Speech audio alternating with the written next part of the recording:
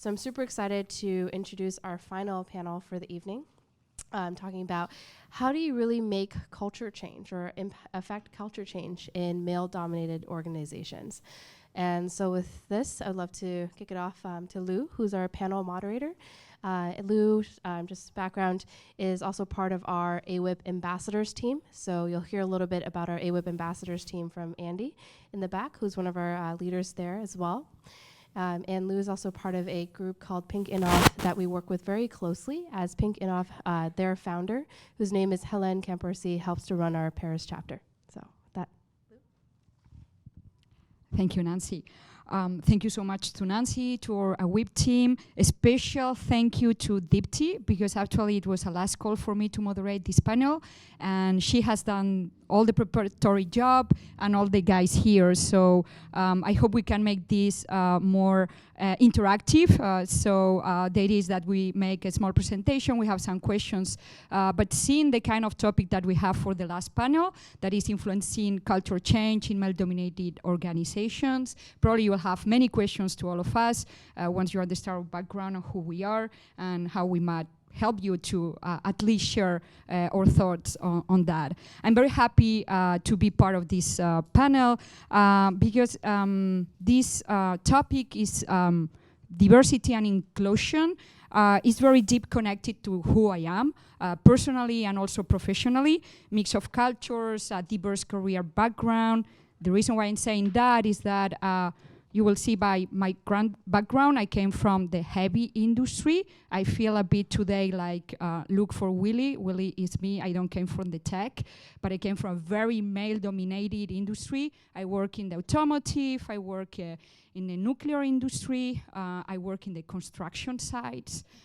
So you can imagine how tough can be working on those environments when you are a woman. But I think the value that diversity, however background, it can be your study background, your culture background, or your diversity or gender diversity that you are bring a lot of value to all those industries. My background is working in big companies, traditional ones. I work in Renault, Nissan. Arriva is one of the leaders in the nuclear market industries. All of those industries, they are like more than 100 years old.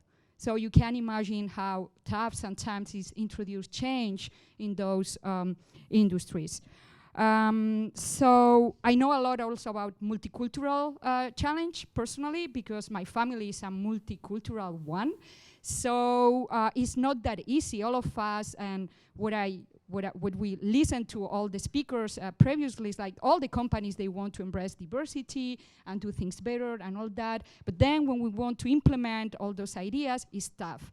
And I face that every day at the dinner table with my family.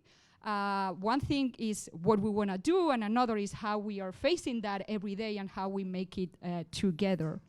I'm a scientist as a background, and I like to understand complex topics through data. So there are many studies there that they are very clear. There is a McKinsey study that I'm sure a lot of you know very well, that they've been following more than 1,000 companies for over 12 countries. So there we have all kind of diversities. And it proves that the companies of those samples that they studied, that they have larger number of gender diversity or other kind of diversity in their executive team, they were doing better, and better really with data, better in the March, in the FBA, in the hard tab of the P&L of the company. So I think that something is very interesting that we can rely on. So to see how we can face this and how we can share ideas and how we can change the mentality and change the organizations, we will be the four of us today. So I'm very honored to introduce you to Cheryl, to Shannon, and to Narayan, and maybe you can give a brief presentation of who you are and what we're gonna discuss here today. Sure. Hi, everyone. I'm Sherry Lowe. I'm currently CMO of a company called Expanse. I've been in Silicon Valley in various marketing roles for the past 20 years. Prior to that, I was a sportscaster for many years for a variety of networks, so I'm very familiar with not only being the only woman in the locker room, but also being the only woman in an executive boardroom and at a lot of meetings, as you are all very familiar with. My name is Shannon Gordon. I am the CEO of The Board List, which is a company that connects women with board opportunities. And so we can talk a little bit about the boardroom being a male-dominated space and how some of our candidates navigate that. But my professional background is I worked for a couple of startups. Prior to that, I was at Walmart.com for about 5.5 years. And prior to that, at McKinsey. And prior to that, a lot of different things. So can tap probably into a bunch of different experiences, hopefully to share with you my experience in male-dominated industries. My name is Narayan Bharadwaj. Currently, I am VP of Products for VMware Cloud down in Silicon Valley. I've been in the technology industry here in the Bay Area for about 2 decades, working a variety of companies, Oracle, Salesforce.com, bought a block from here, startups in the Valley, etc. This is my first time here at this event, and I'm just excited to just connect with colleagues that I already know. Sandy Carter from AWS, Denise Hemke here, right, somewhere, from my past association at Salesforce. It's really wonderful to connect with everyone here, and I hope to share some of my experiences and be the alternative opinion on this panel. Thank you, Narayan is very happy, and we're very glad to have you with us to discuss this. First question for you then, because usually, I don't know if you notice, but usually when we are the only women in the locker room, like on the executive room, usually say, yes, for courtesy, can you start? So that's why, Narayan, right now is for you, the first question. So as a leader working in all the companies and with your background, today what are the challenges in the past industries you have been working on in your actual cloud development? What are the challenges in building a diverse and inclusive team that you are facing or you have faced? Yeah, I think we have several challenges in the technology industry when it comes to diversity and inclusion. There's no question. I think we just have to acknowledge it. I think what we have seen in the last couple of years is a pretty big shift in the way diversity and inclusion is now being considered as a top-down initiative in most technology companies that matter, right? If you're not working for a company anymore that D&I is not a top-down CEO-driven initiative, you're probably working in the wrong company, right? And so I think that's one of the strong sort of shifts that have happened in the Valley, which is good to see. It's no more a bottom-up, individual managers or heroes trying to build a diverse culture in the company anymore. It's very top-down. And that's a really good sort of change in the overall culture. That being said, there are several challenges, obviously. We're all going after the same or a similar talent pool in the Valley. It's very hard to sort of execute on a diversity strategy when you're faced with a very similar talent pool.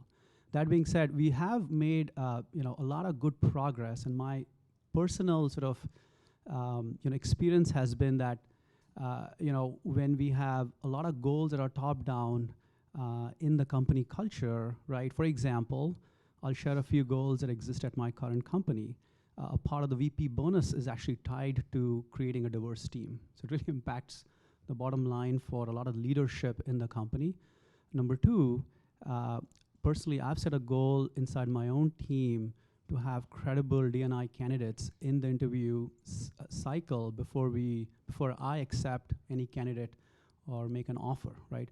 So I think having some of those sorts of tactics as well as a top-down approach has really helped us to bring a lot more diversity onto the team. There's a lot of other areas as well that we've been working on, but in general, I believe that we're executing on diversity. There's a lot more to be done in inclusion. We are still very early in creating a truly inclusive culture.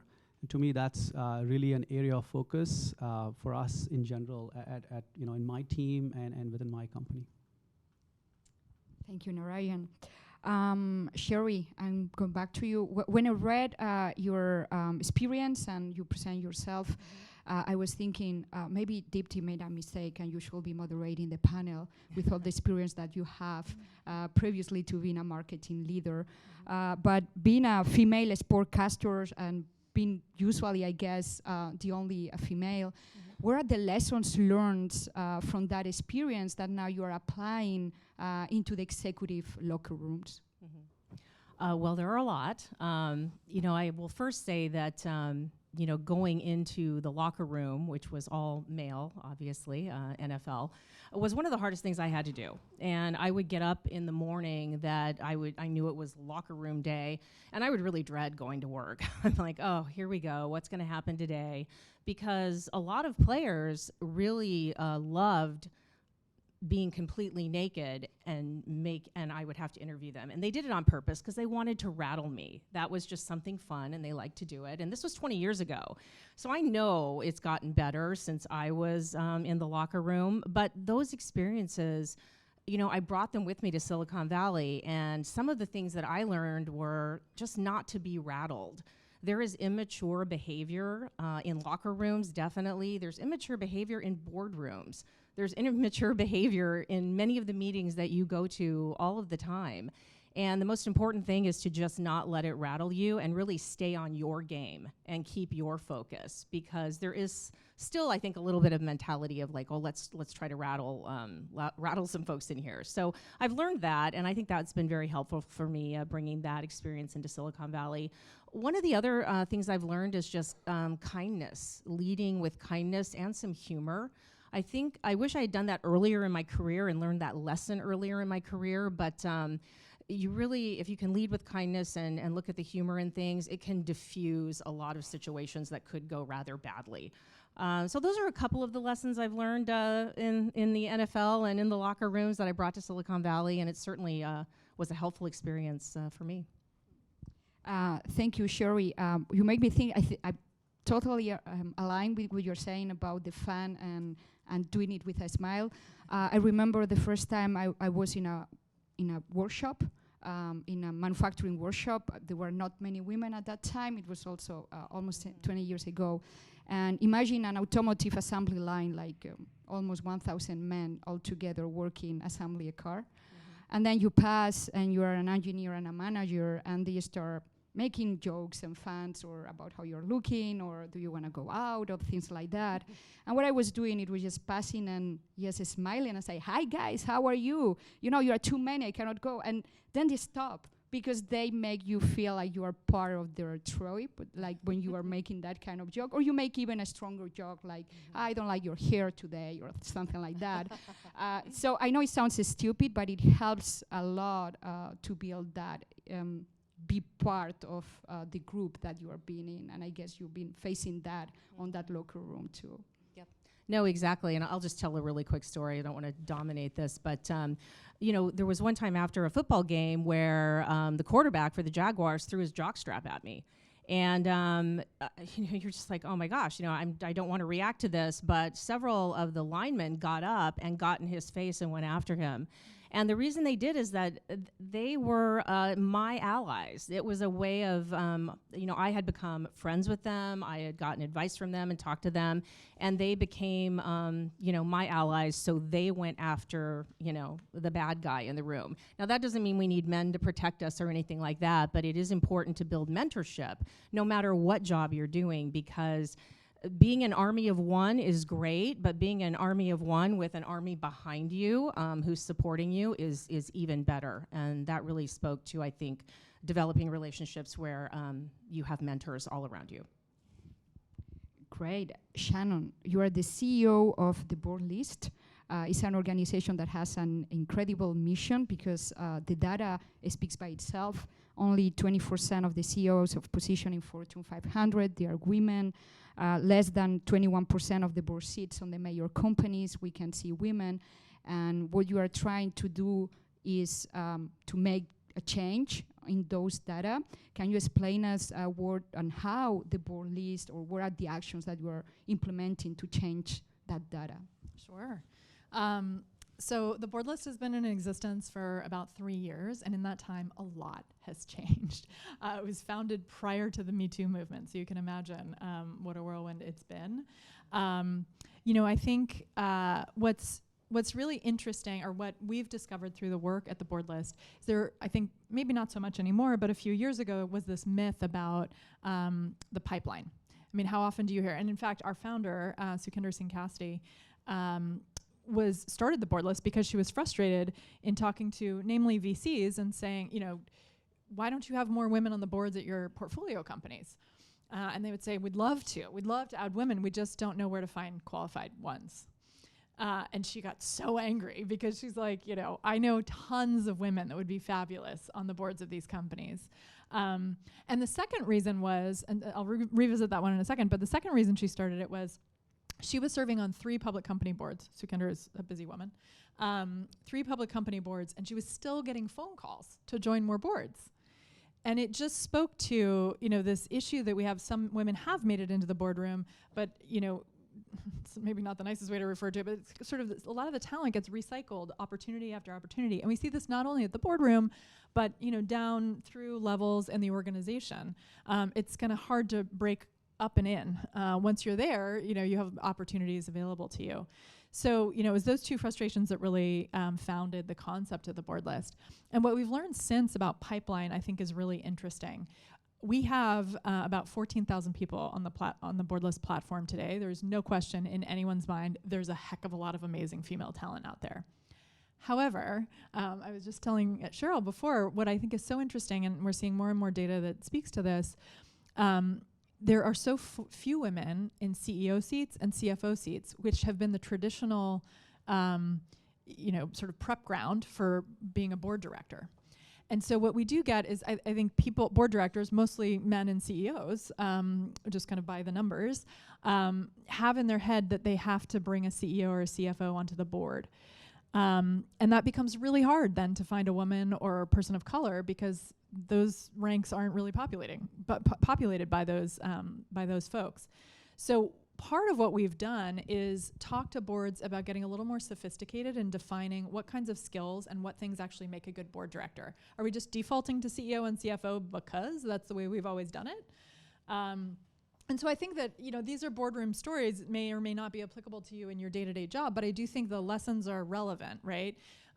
Thinking about how we source talent differently and from what places, so that we're more apt to find a really healthy pipeline of candidates is important. And the other is, I think, to be cognizant. The McKinsey study that Lowe referenced talks a lot. This year's report in particular talks about how hard it is for women to make that first move into manager. And we've actually done some research that shows the same.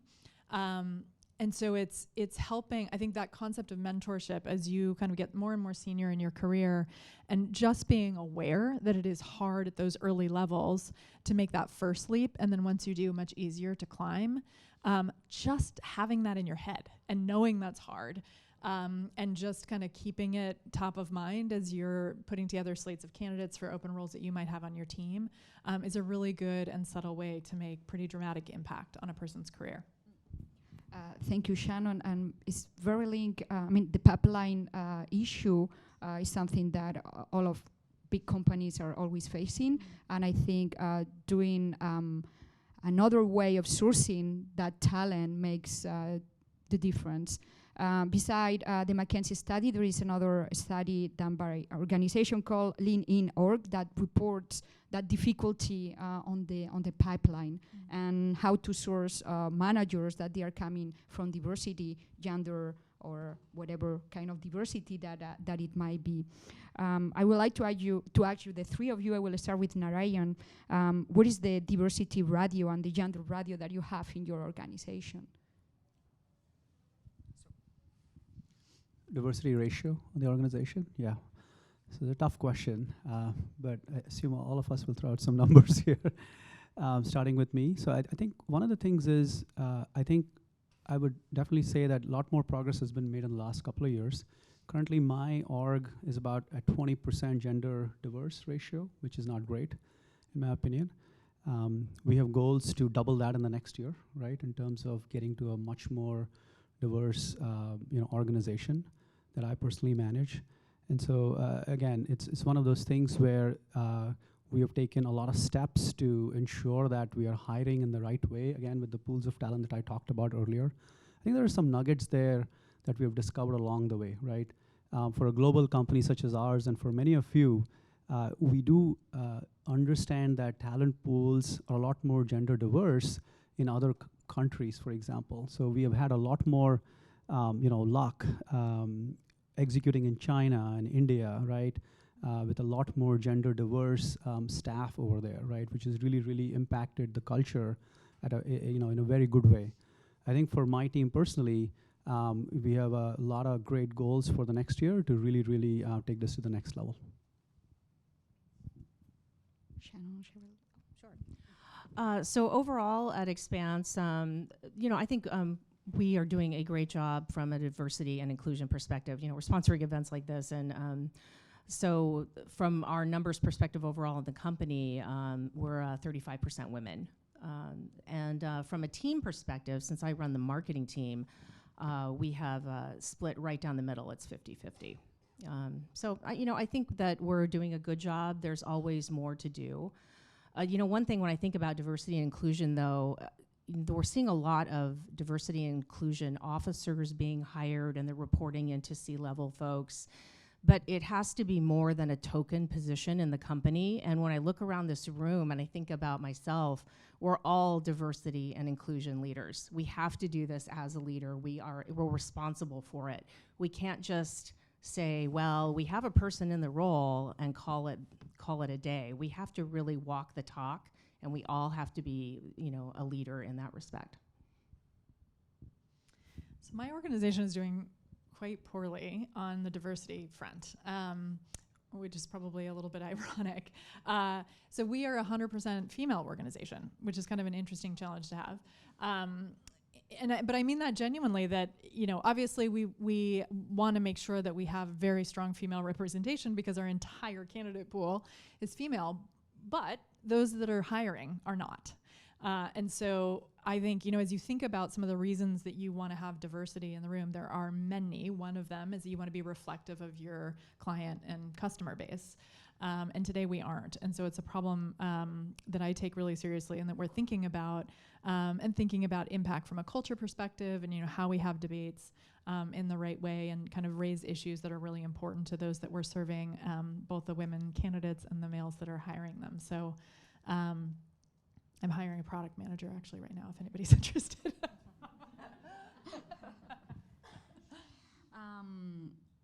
WIP has been gathering some data, and in some of those inquiries, it seems like 40% of the women, they feel judged in a different way at the workplace, and 32% they feel that they don't receive as much sponsorship as their male counterpartners. Shannon, what do you think?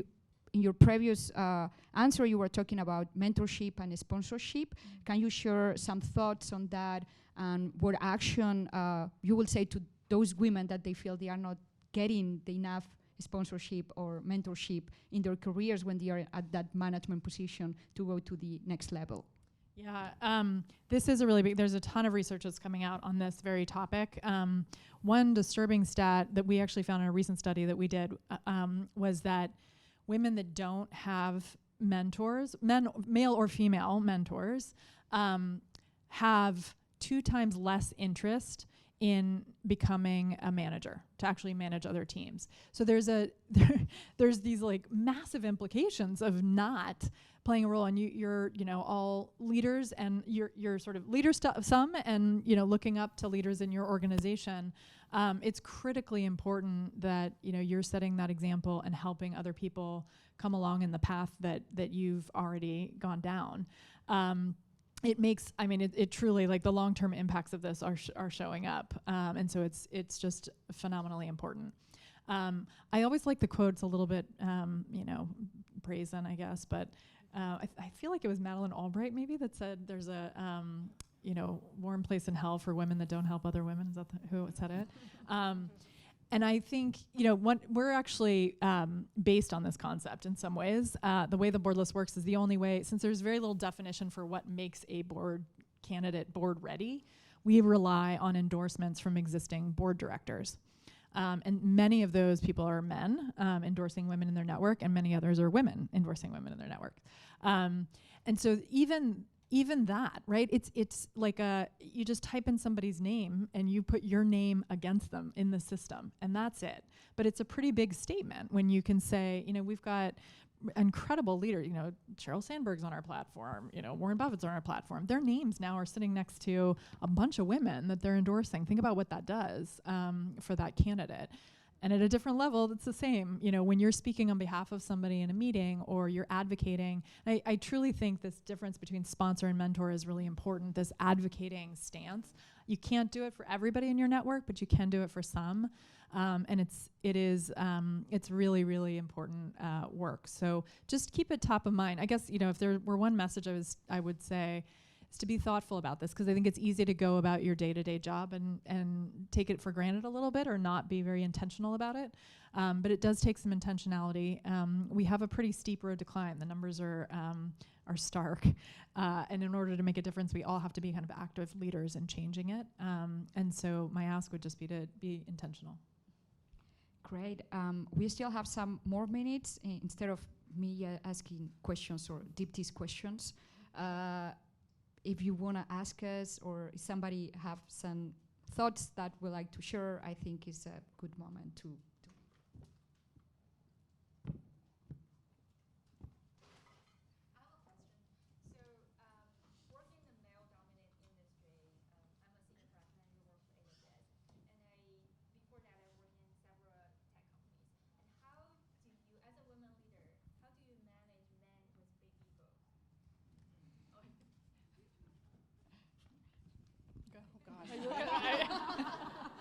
I'll get start, and you think. Having a big ego is something that I consider. There's two sides to that coin, right? As a leader, I say harness it and let it ride. Like, somebody who's got ego typically is like shooting for the moon, is going for big goals. It's like, yes, that's awesome. Go do that. The other side of it is, and this is not to say the two are mutually exclusive, but there absolutely needs to be a respect component. There needs to be the ability to listen, to be open-minded, to accept to accept your own shortcomings and sort of manage failure. And those are coaching elements that I think you're doing with your entire team. It's not necessarily just with men with big egos, but I think that, somebody who comes in with that, it's about parsing out. I fundamentally believe that most anybody I've ever worked with is bringing some wonderful qualities to the table, and has some areas where they need to learn. And so part of being a good leader, which I aspire to every day and hope that occasionally hit, is being able to tap into those things that make them really strong. And ego, maybe that's not the right word for it, but somebody who's shooting for the moon is a fabulous quality. And I want to really not suppress that in any way, but make sure that all of the other pieces of empathy and ability to connect with others and be a great people leader and team player is also getting cultivated and developed. So it's about, I think, recognizing, not sort of wholesale labeling people black and white as, egomaniac or not, but really, we're all in the gray zone as people, and sort of being able to tease out both of those things. I think that was a great answer. But it gave me time to sit here and think, because clearly as you rise in your career, and you start interacting more and more with a variety of executives, and male executives in particular, that ego trait is there, and that's part of the reason they are where they are. It's the ego, it's the confidence, it's I can do this.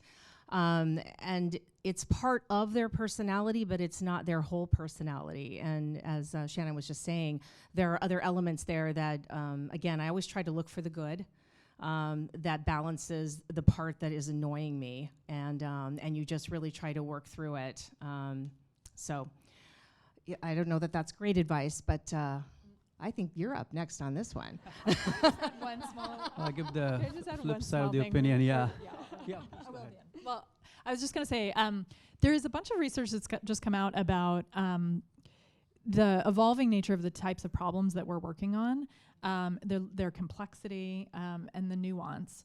And the stereotypically female sort of problem-solving set and the skills that women tend to bring to the table are oftentimes quite well matched to solving those types of problems. And so part of, if you have someone in the room that is exhibiting extremely aggressive behaviors, part of it, I think, is also helping that person recognize, look, this isn't a black and white kind of problem. This is one that's got different lenses and sort of ways of thinking about it, and kind of coaching them into a mindset that is a little bit more nuanced and complex to match the problem set that we're all working on a day-to-day basis. So just kind of one extra point of view there. I'll just give a shorter answer.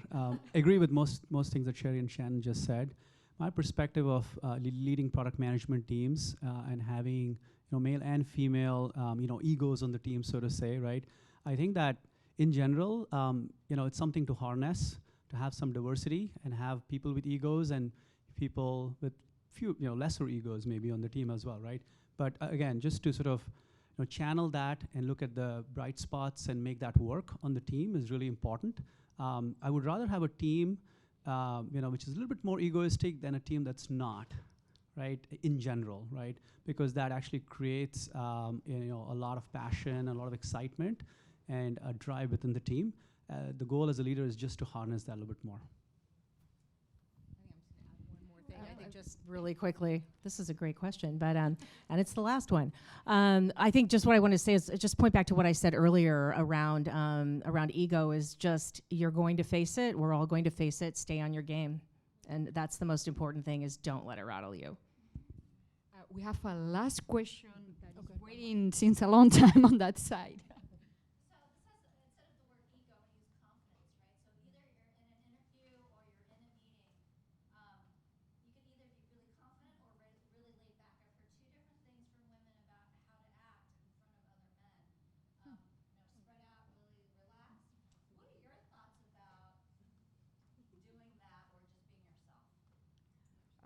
I can share my experience. I mean, I'm not an expert, and I think that people working in psychology, behavior, and all that probably do have a much better scientist answer to that. But when I started my career to make it up, what I noticed that actually I was becoming like a man to make it happen.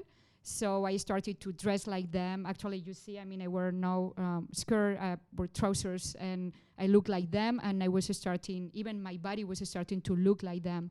When I started working in construction, my girlfriends in my hometown, they told me, you really need to shift industry because, I mean, you're losing your femininity. And I was like, wow, that my girlfriends from my childhood were telling me that was really very shocking. And then for what you were saying about what women were bringing, the value of diversity, how we are solving problems and all that, if we became like that, it's not that it's bad, it's that means all of us are the same, and then we don't have your team that is more equal between ego, nor ego, or whatever.